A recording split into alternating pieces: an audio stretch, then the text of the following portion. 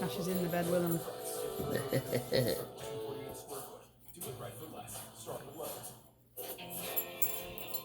Now he's on top. No ears. Oh, you're not. That Eric has nothing but good news to share with her.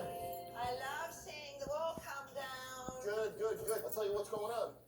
We have a pier going in here. Beam's coming. You guys play so good together.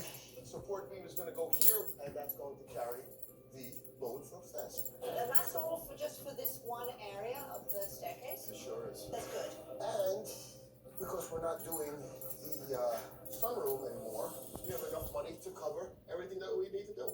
So it's all absorbed. I love it. I think Maria is going to be absolutely blown away when she sees this wide open. I'm glad you're happy. So who is your babysitter or your dog sitter got? Everybody else. Marlon. Merlin, Angel, Poppy, Monet, and Sam. And her dog. I think it's as good as it's going to get.